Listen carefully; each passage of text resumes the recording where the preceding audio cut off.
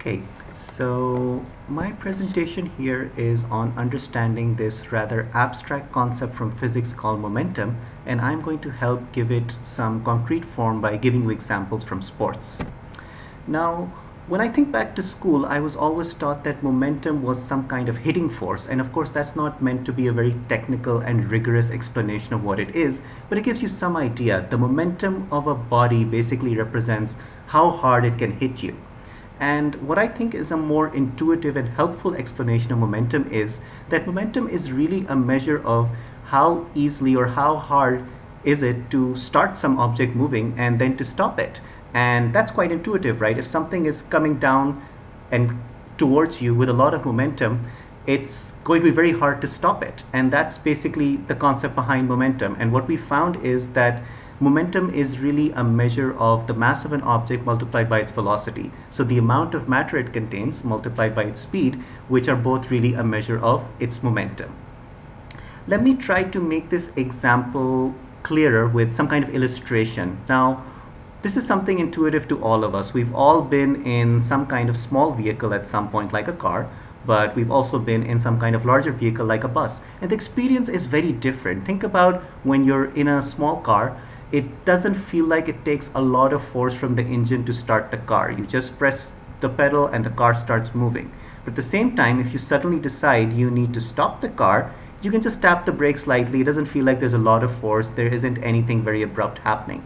But then compare this with traveling in a big bus, and you can hear it, you can feel it. There's a lot of force going into starting the bus, there's a lot of force going into stopping it, and that's just because there's so much more momentum in this big bus. Even if the car and the bus are moving at the same speed, the bus has so much more mass, it has so much more momentum, so much more hitting power. It just takes a lot more force to start it and a lot more force to stop it because it has more momentum. Now let's move to the example of a ball, because I want to specifically give you these examples from sports, and these numbers are different for different sports. I've taken my numbers from the sport of cricket, which is something I really enjoy, and the mass of a cricket ball is something like 0.2 kg, whereas a very fast pitched cricket ball goes at something like 40 meters per second. So if we calculate momentum by the formula I gave earlier, that comes out to a momentum of 8 kg meter per second. Now, what's really cool about momentum is that we can connect it with this quantity we understand so much better called force. And what we found is force is basically the rate of change of momentum. So basically, to figure out how much force is at play, if we can figure out what is the change in momentum of the object and how long it takes, or in other words, if the mass is not changing, then the mass multiplied by what is the change in velocity divided by the time, gives you a feel for how much force is needed to bring about whatever change in momentum is happening. So now let's extend this analysis to something happening in baseball. Let's say the ball I showed you above is a baseball. It's traveling towards the batsman at 8 kg meters per second. Now the ball is coming towards the batter. What's he going to do? He's going to swing the bat. He's going to try to hit the ball away. But let's take this initial hypothetical situation where he just swings the bat and the ball falls right in front of him. So he's not trying to hit the ball away with some speed. He just hits the ball hard enough that it stops right in front of him, or he blocks it. Now, if the ball was coming to him at a momentum of 8 kg meter per second, what happens to the momentum right after he blocks the ball? So if the ball is not moving anymore, regardless of its mass, its final momentum is 0. So suddenly the momentum changes 8 kg meter per second. And just to simplify things, let's assume that the time it took for this to happen is 0.5 seconds. Then if we do the calculation for force is equal to rate of change of momentum, we'll find that it took 16 newtons of force to stop or to block the ball. And the reason I have a negative sign there is because directions are important here. If we assume that the ball was traveling to the left at 8 kg meter per second, we're basically saying that is the positive direction. But the force needed to block the ball is opposite to the direction from which the ball was coming. So the force is applied to the right side, which is opposite to the direction which the ball was coming to stop it.